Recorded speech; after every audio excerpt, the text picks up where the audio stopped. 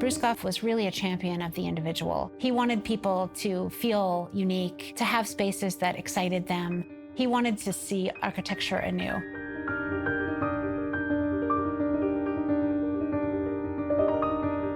Goff feels contemporary because he was so interested in combining materials and forms, in breaking down boundaries between ways of thinking about creativity and art. He was an architect, a painter, a composer, and designed buildings that were unlike any other. And then he did it again and again, to the point where he designed nearly 500 projects with over 150 of them built. They are kind of more like an artwork than I think we typically understand buildings to be. It is simply evidence of his great appetite for inspiration. Bruce Goff grew up in Tulsa, and he was a kid who liked to draw. He was really impacted by living in Oklahoma, in an area that had a large Native American population.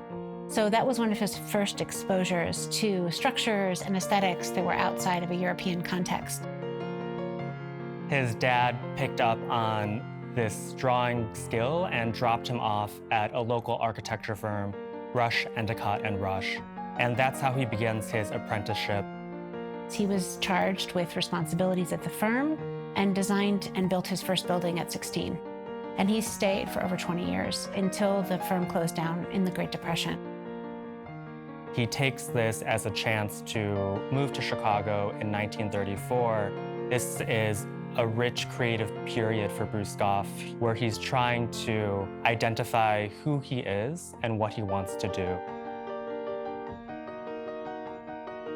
Richard Sanjewel was Bruce Goff's partner, and in each other, they found inspiration and a way to pursue a life of art and beauty.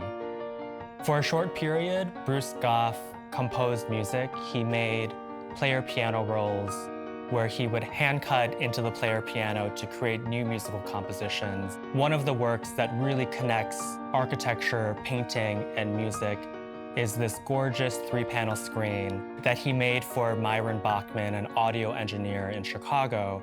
This is a landmark object for Goff because it really expresses this idea that there are these common principles across the arts that speak to creativity. One of his primary clients was Ruth Ford, who was an art teacher and someone that Goff had worked closely with for years. And so they worked together to create a house that would be unlike any other. At this time, the area was becoming a suburb, and of course, like many suburbs, there was a real impulse to have houses that were standardized. Ruth Ford wanted none of that. She wanted a house that stood out.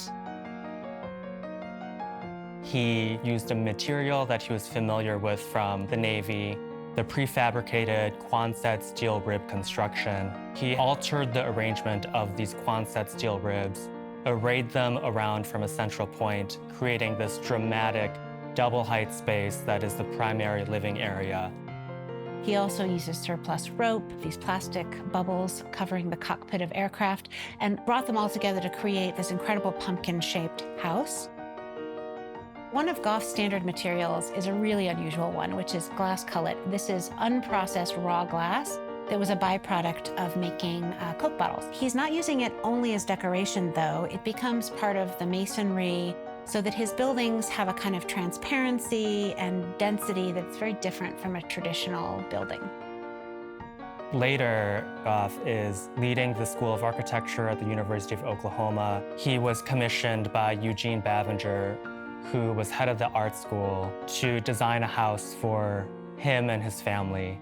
The Bavinger house is sort of unknowable as a geometry. It's created as a logarithmic spiral, which is a natural geometry in shells and other things. The living room, the bedrooms are free, suspended spaces that were lushly upholstered, freeing up the ground floor to be this kind of landscape of ponds and plants that really escapes conventional definitions of architecture. Goff was a big consumer of popular culture. He was really interested in magazines like Omni that were presenting kind of alternative futures, and he's well known for later in life stopping work so that he could watch Star Trek in the afternoons before continuing on with his projects. He also was really uninterested in people's ideas of what was high architecture and what was low culture. He really wanted to think about those things as a kind of continuum. The Pavilion for Japanese Art was a project for his longtime client, Etsuko and Joe Price, and their collection of Japanese art. It's also his largest public work. He used his knowledge of Japanese architecture and culture and filtered it to create this space in his own vision. The Japanese Pavilion is really extraordinary because at its core, it's teaching others how to appreciate another art form. It's really just a culmination of his deep engagement with materials and qualities of light and structure.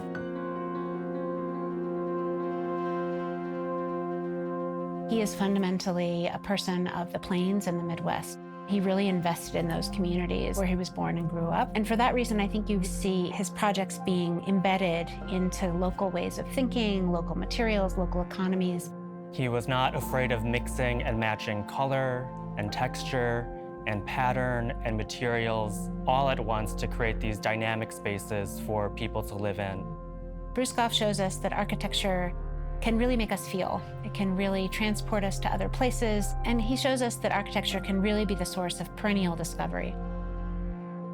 He was adamant in not following anyone else's style, but making sure that he would find his own.